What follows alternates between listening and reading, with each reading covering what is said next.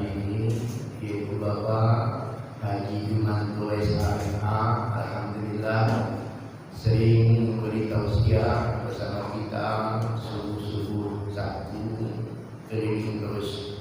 Mudah-mudahan ini membawa suatu banyak kebaikan di Kota Tanjung Balai. Amin ya rabbal alamin. Kemudian yang saya hormati seluruh pengurus Dewan Masjid yang hadir, seluruh jemaah istimewa ibu-ibu yang hadir di belakang sana.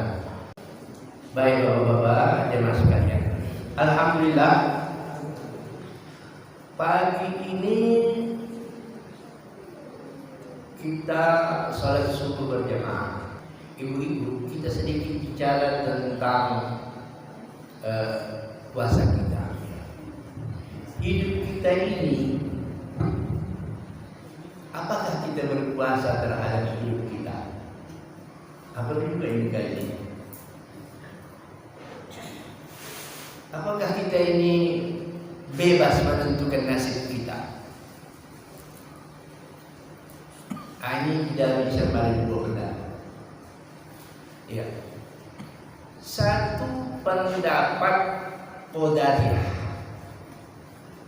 Qadariyah itu manusia ini diciptakan pas seperti tukang jam, menciptakan jam. Udah diciptakannya, dibiarkan bergerak sendiri. Tak campur tangan lagi dengan mencipta. Itu Qadariyah.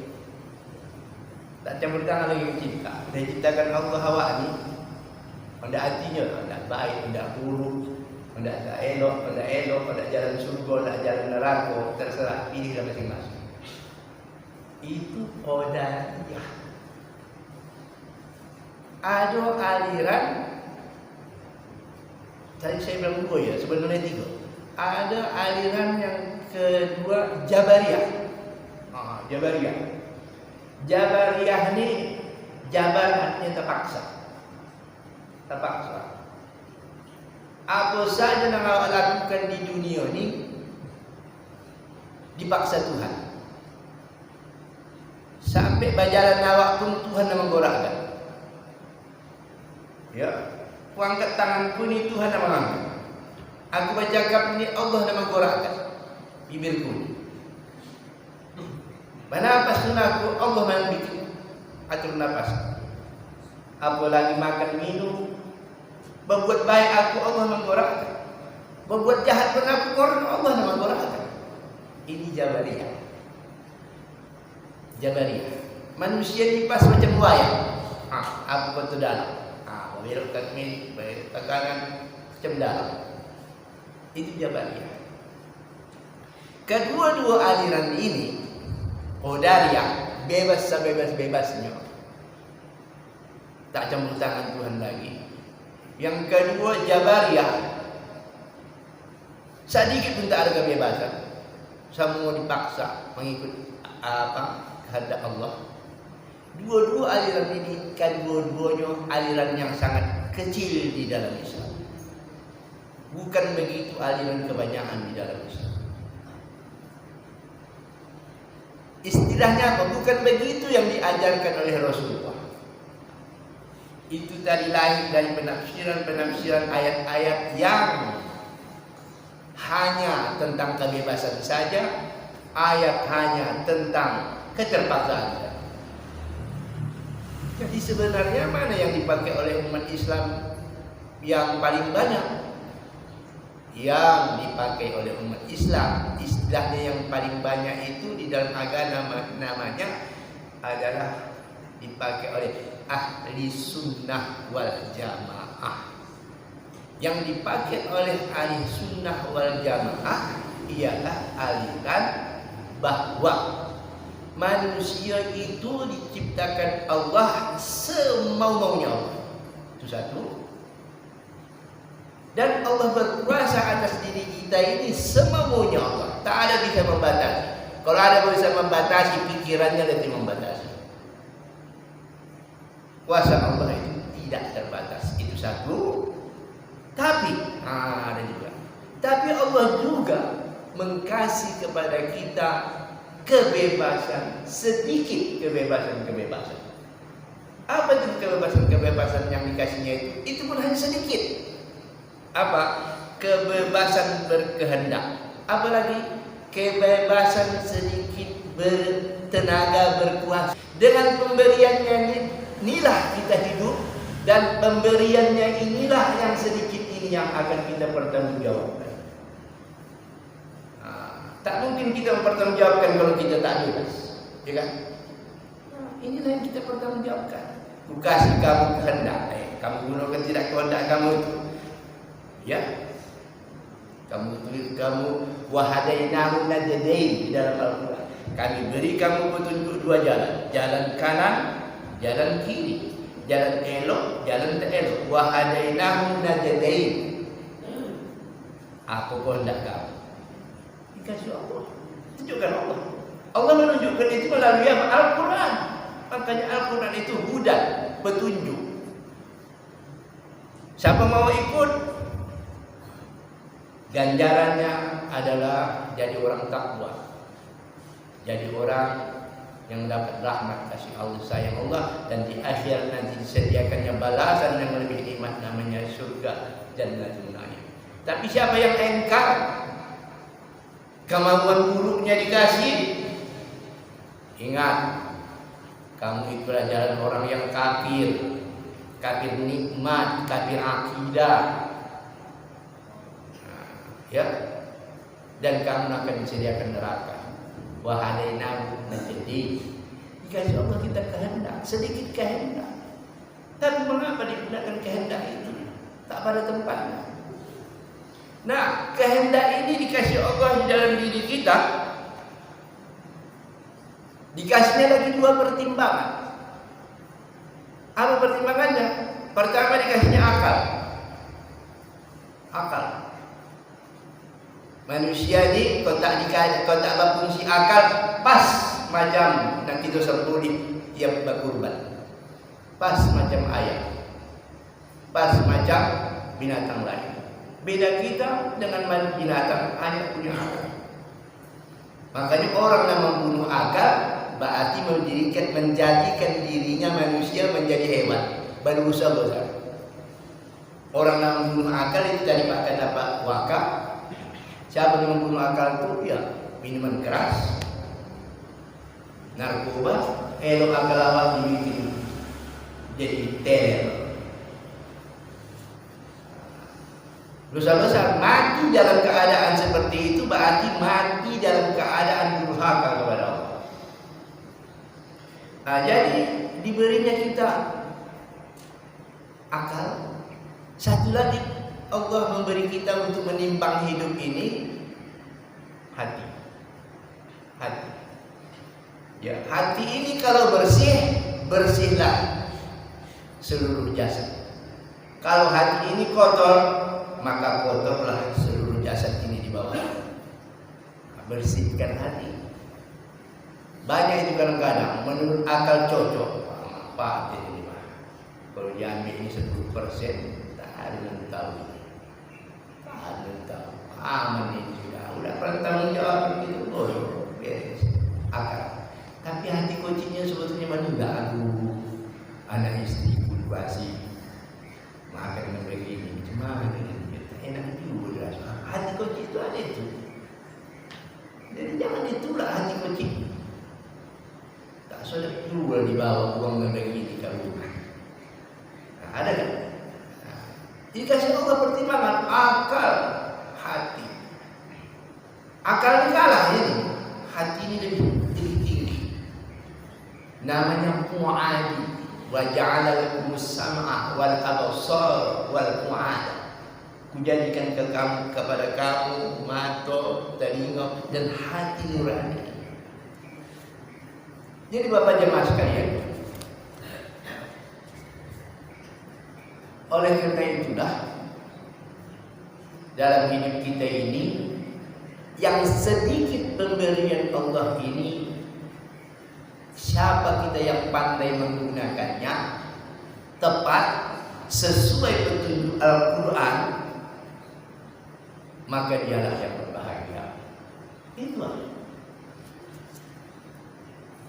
kasih kita ini kehidupan. Dunia ini untuk manusia, ya. Dunia ini diciptakan bukan untuk gunung. Dulu gunung tak mampu. Untuk binatang tak mampu. Lau anna hadzal qur'ana ya ala jabalin la ra'aitahu khashi'an mutasaddian min khasyatillah. Andai kata kami turunkan Quran ini kepada gunung kepada alam ini, maka pastilah alam ini akan meledak, tak mampu menerima. Jadi kenapa Quran ini diturunkan kepada manusia? Manusialah, karena manusia itu dibekal ada sedikit kehendak, kemampuan. Manusia itu dibekali dengan hati, dibekali dengan akal, bawa hidup.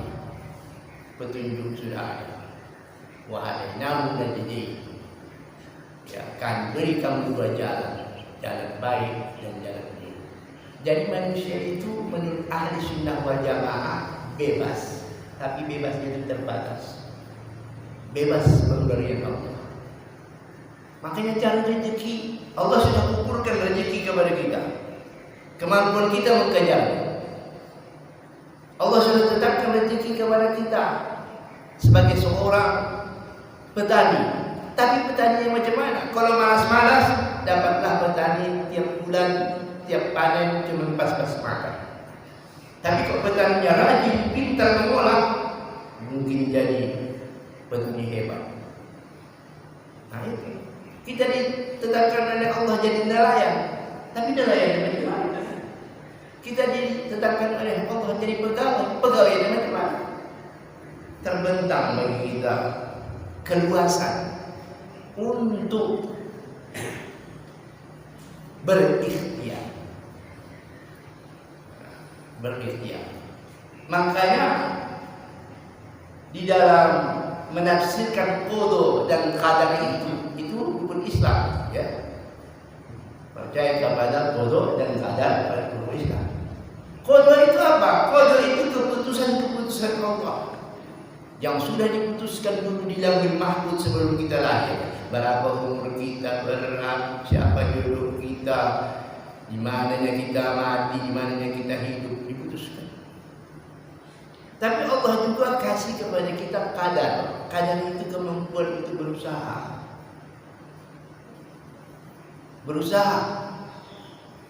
untuk mengisi qada-qada yang sudah diputuskan tadi. Bahkan qada itu pun bisa diubah oleh Allah. Itu tiap malam Lailatul Qadar. Qada itu dibuka kembali. Yufrahu biha kullu amrin hakim. Pada malam itu, pada malam Lailatul Qadar itu dibuka balik buhul-buhul perjanjian manusia dengan Allah. Nah, dibuka balik. Kalau dia berdoa pula panjang umur, dikasih Allah panjang umur. Kalau dia berdoa pula dikasih minta rezeki, dikasih Allah. Kalau dia berdoa minta anak, dikasih Allah. Terserah Allah itu hakim, bijaksana. Hakim itu bijaksana. Allah mau perkenankan kepada orang ini apa tidak, ada rahmat yang dikasihkan Allah. Tak semua diperkenankannya, tak semua juga tak diperkenankannya. Itu hakimnya Allah. Bapak jemaah sekalian. Jadi oleh karena itu, ya, bahwa hidup kita ini ada kebebasan dikasih Allah. Tetapi juga Allah berkuasa terhadap kita. Makanya kita kadang-kadang sudah bikin rencana begitu, rencana begini, udah pas waktunya begini. Tetap ada kejadian lain, buyar semua. Jangan tak percaya itu dan juga keputusan Allah. Keputusan Allah. Macam itu penerbangan Challenger. Tahu tak Challenger yang naik ke langit dibikin orang Amerika itu terbang. Sudah dirinci dari menit ke menit, ini bergeraknya begini, ukurannya begini, secara fisika begini, terbangnya kecepatannya. Tak sampai 10 menit, 7 menit dia meledak. Allah kuasa segala sesuatu. Jangan kamu pikir sudah kamu perhitungkan tempat-tempat begitulah jadinya, jangan. Tak semua begitu. Ada yang tepat-tepat, iya juga ada. Itulah maknanya Allah itu maha berkuasa kepada kita terhadap segala sesuatu. Makanya apapun yang terjadi kepada kita, serahkan, mohon. Makanya hidup ini tak pernah lepas daripada berusaha berdoa, berusaha berdoa. Baiklah faragta fansab. Kalau kamu sudah buat segala sesuatu itu dengan pas, cocok udah ukuran pikiran kamu, pas sudah, fansab, serahkan kepada Allah. Jangan kita hidup ini tak bertuhan. Kalau sudah begini dibuat begini, pasti begini. Oh, kata pasti itu Allah. Kata pasti itu Allah. Begitu juga lah kita menyikapi corona ini. Allah dan Ali. Tak ada itu. Jangan gila. Begitu juga kita misalnya salah terlalu optimis. Kalau sudah ditutup pakai masker, sudah vaksin dengan macam, takkan corona gitu. Pasti tak bisa. Semua ini kita lakukan adalah ikhtiyar, ada dari kebebasan kita berikhtiar. Jadi oleh karena itulah ibu-ibu, bapak-bapak, marilah dalam hidup kita ini kita pertama gunakan kebebasan yang diberikan Allah ini dengan sebaik-baiknya. Anak itu kau tak dididik menyalahi. Kenapa? Allah suruh didik. Itu kebebasan bagi kita. Jangan dibilang aku soalkan saja lah yang bikin Tuhan elok-elok itu. Kalau tak elok nanti bikin Tuhan tidak ada itu. Tak bisa itu jaga lihat. Berusahalah sebenarnya. Kalau sudah awak berusaha, udah awak didik, udah awak kasih segala macam, udah awak urus, memang cocok lah menurut awak. Tak tahu dia setengah hidupnya masuk juga ke polisi dan ke penjara. Udahlah, malah begitu. Jangan juga dikutuk Tuhan, berdoa. Ya Allah jadikan anak-anak soleh. Jadi seorang ibu itu jangan terlalu terpaku mendidik anak saja tanpa berdoa. Tak boleh juga. Berdoa. Kalau ada anak kita dengan tanda nakal, capek sudah dibuatnya, mungkin ibu perlu berdoa. Coba masukkan jurus doa. Begitu juga mungkin suami, dah payah awak sama suami awaknya, tak ada buru-buru. Dia malam pulang jam 3. Bangun doa malam berdoa. Jadi hidup kita ini antara ikhtiar, tapi di samping ikhtiar itu kita tetap menyerahkan diri kepada Allah Subhanahu wa ta'ala. Kalau itu yang terjadi, hidup kita ini akan lapang. Lapang. Apapun yang terjadi kita terima. Kita terbayang Allah itu Maha Kuasa. Tetapi kita juga tidak mau menerima dengan begitu saja apapun yang kita peroleh ini, apakah nikmat atau musibah, tanpa kita berikhtiar. Kalau musibah kita berusaha keluar dari musibah. Kalau sesuatu yang belum kita raih, kita berusaha untuk berikhtiar meraihnya. Jadi kita berusaha sekaligus juga kita berdoa kepada Allah Subhanahu wa ta'ala. Saya kira itu. Yang terakhir, kami ini datang dari Dewan Masjid. Dewan Masjid ini adalah BKM juga ini. Kalau Bapak BKM ini mengurus satu masjid saja. Kalau Dewan Masjid ini semua BKM itu adalah anggota kita. Dan juga anggotanya Dewan Masjid ini adalah jemaah. Seluruh jemaah itu anggota Dewan Masjid. Apa tugas kami, tugas DLI ini sama tugas PKM? Tugasnya satu saja. Apa itu? Yaitu bagaimana memakmurkan masjid. Tak ada di sini urusan politik, urusan jabatan, urusan ini tidak ada. Makanya kita berteman dengan Bapak Kapolres, alhamdulillah bisa sejalan semua. Apa yang disampaikan oleh Pak Kapolres itu adalah juga yang harus disampaikan oleh Dewan Masjid. Yang disampaikan Dewan Masjid itu adalah juga kehendak, kemauan, keinginan dari para Polres. Kenapa? Mau aman, tenang, tertib. Jangan ada penyakit masyarakat, jangan ada keonaran. Ini kan tugas polisi. Iya. Tugas dewan masjid juga, tugas dai juga. Bagaimana kita berdakwah kalau suasana tidak aman, tidak tertib? Di dalam Al-Quran pun dikatakan fa'idza tama'nantum, kalau kamu sudah merasa aman, faqimus shalah, dirikanlah salat. Inna sholata kanat al-mu'minina kitaban mawquta. Sesungguhnya salat itu bagi kaum mukmin adalah wajib sesuai dengan ukuran waktunya. Zuhur ada, asar ada, maghrib ada, wajib. Faizat maknantum, kalau kamu sudah merasa aman, dirikanlah itu salat 5 waktu. Jadi kalau tak aman macam mana? Ada salat khauf. Salat khauf, salat sedang perang, sedang rusuh. Satu berdiri, yang satu pegang senjata. Tak aman ini. Apalagi mungkin kita sedang tidak merasa nyaman dalam keadaan suasana mencekam atau apa, boleh dijamak. Mengambil air pun payah, rusuh. Atau di dalam perjalanan, faida darabtum fil ardi fala junaha 'alaikum an taqsuru min as-shalah. Kalau kamu berjalan di muka bumi, musafir segala macam, tak mengapa kamu menjamak, memendekkan sholat. Itu suasananya tidak normal semua.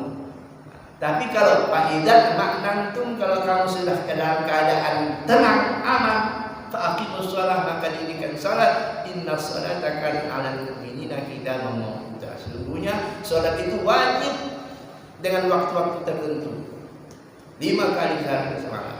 Dirikan itu kepada Allah.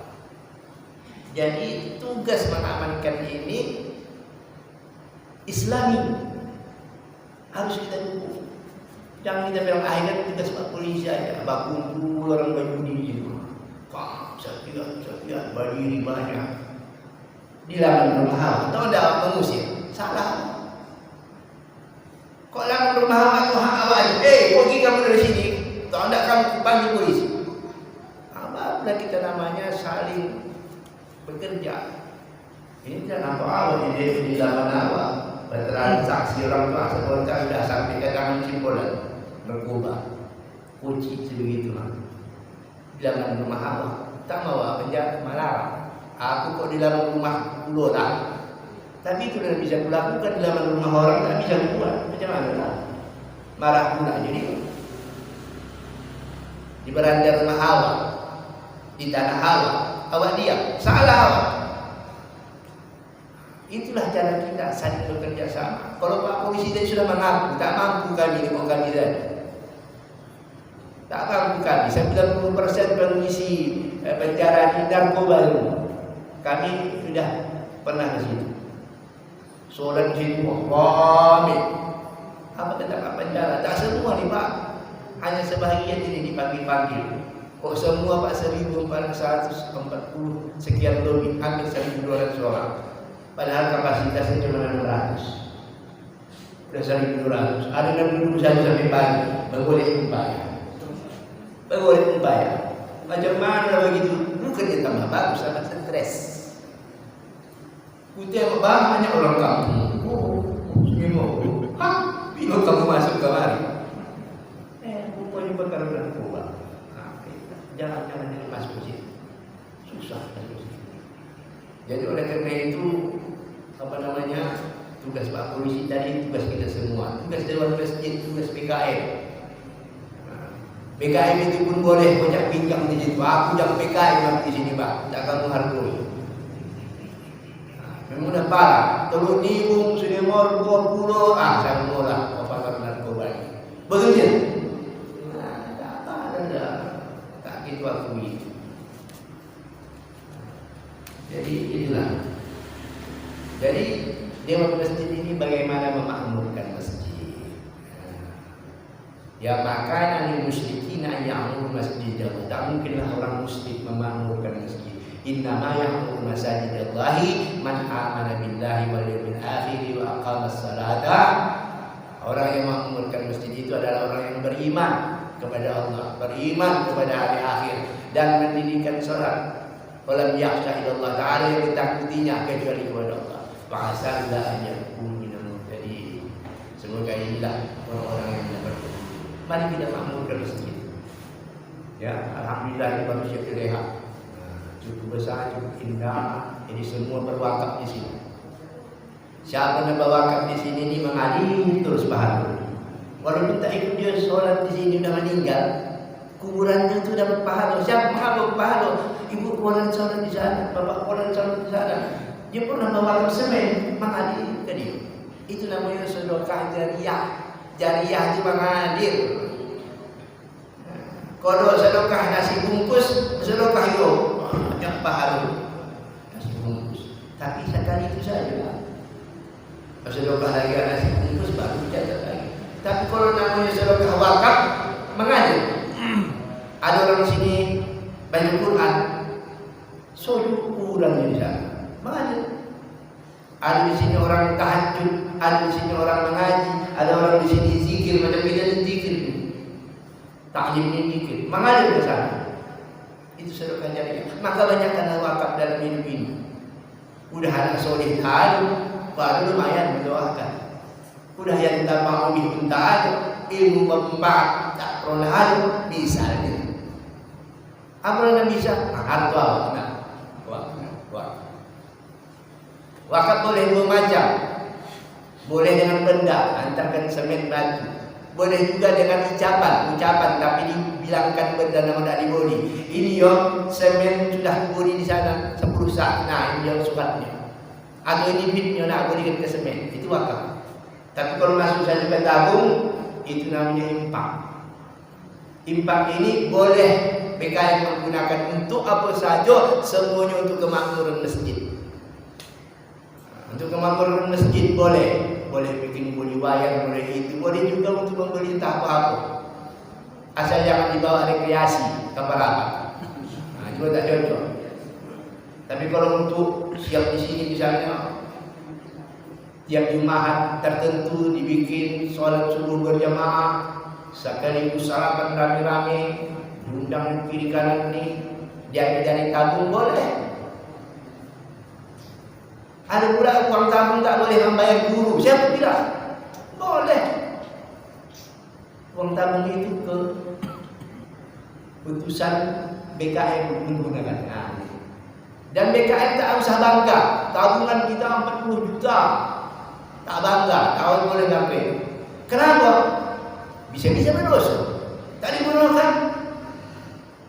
Padahal orang berniat untuk dipakai. Nah, tapi tabung kita 0 rupiah dan banyak kegiatan yang bangga. Yang semalam dapat sekian, sudah kita buat begini untuk kemakmuran masjid. Itu baru hebat PKI. Tapi kok banyak dari tabungan tak digunakan? Tidak bagus. Apalagi jadi kunci. Zuhur, siap zuhur kunci. Orang nak solat tak bisa. Macam mana mengalir ke enam punya wakaf, pewakil? Tak mengalir lah. Kita menutupnya, tak boleh.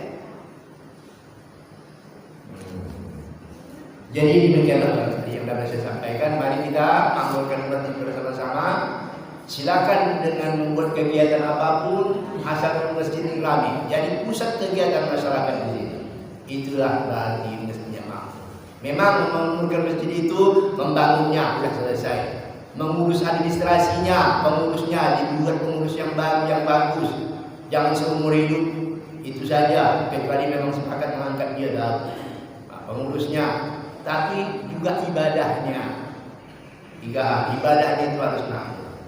Ya, inilah yang dapat kami sampaikan dari Dewan Masjid. Hanya mendorong kita semua untuk sama-sama memakmurkan masjid, sama-sama kita mengikuti ajaran yang disampaikan oleh Rasulullah SAW dan menjauhi apa yang dilarang oleh beliau dan juga dilarang oleh Allah Subhanahu Wa Taala. Demikian yang dapat kami sampaikan. Terima kasih Ibu atas perhatiannya. Mohon maaf, terima kasih. Billahi taufiq wal hidayah.